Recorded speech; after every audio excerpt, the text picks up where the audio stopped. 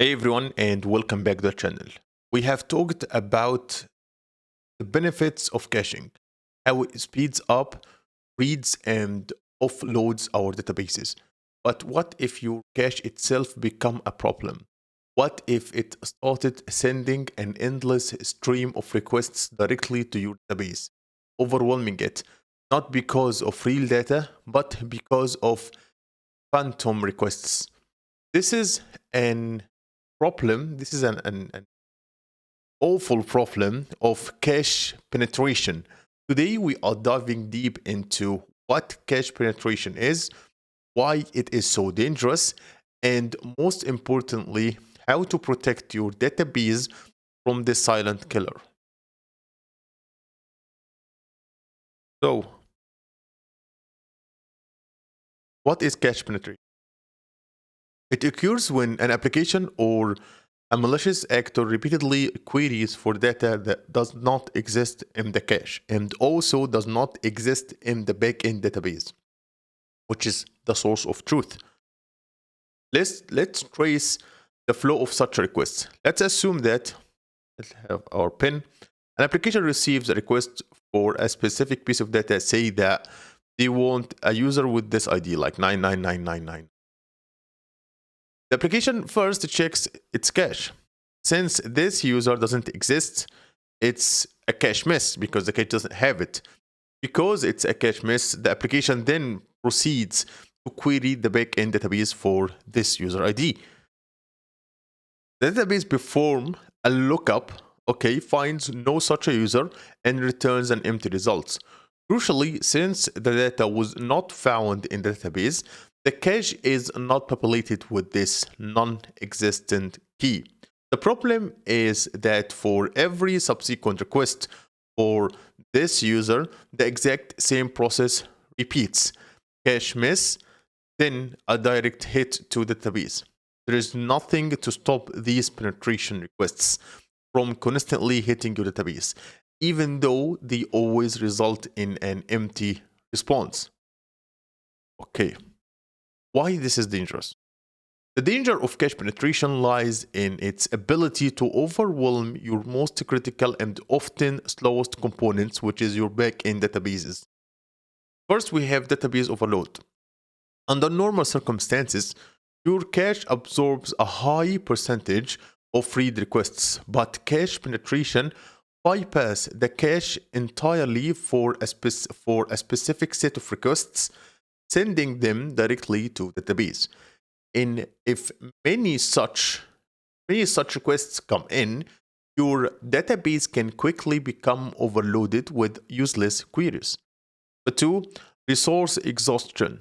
Each penetration request consumes database CPU, memory, and I/O resources, tying up connections and slowing down legitimate queries for actual data.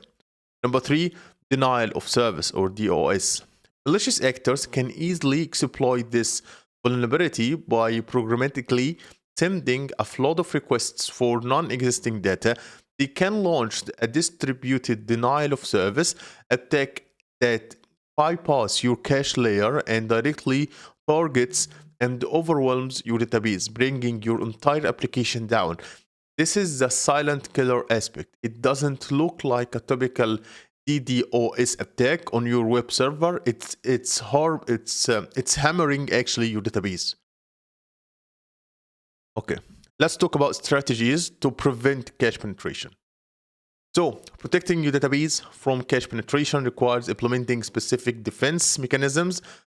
We will talk about one of them. First, cache empty object. When a request for data results in a miss from both the cache and the database, meaning the data generally doesn't exist, you deliberately store a placeholder or empty object in the cache for that key.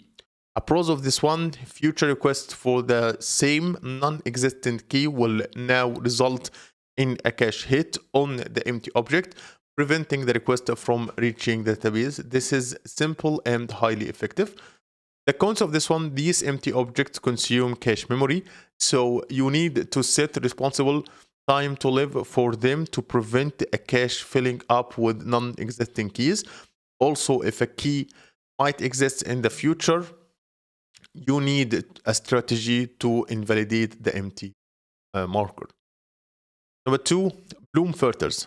A Bloom filter is a probabilistic data structure that can effectively tell you if an element is definitely or not in a set, or possibly in a set. You load all valid keys, for example, valid user ID, into a Bloom filter before querying the cache or database. Your application first checks the Bloom filter before it makes a request to the database. The pros of it: extremely memory efficient for storing a large number of keys, provides a very fast first line of defense.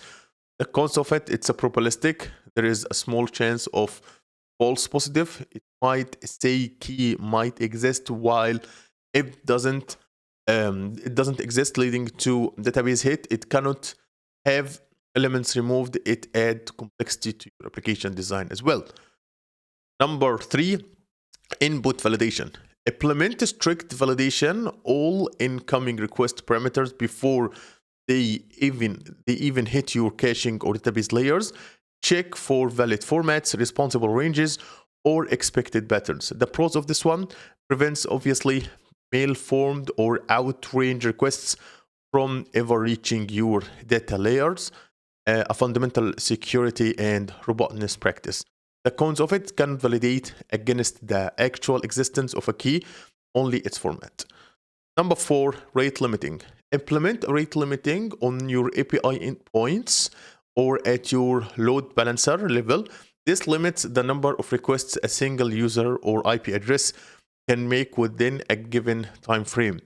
The pros of it: it can mitigate the impact of brute force attacks or runaway process that causes penetration.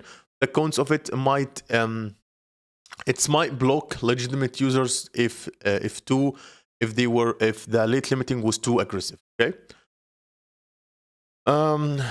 So yeah, cache penetration is a problem and dangerous threat that can cripple your backend systems. By understanding the cache miss on non-existent data bypass your cache entirely, you can implement robust defense strategies like caching empty objects, Bloom filters, and so on and so forth to protect your cache and your database from any attacks. So yeah, that's it for this video, and see you in the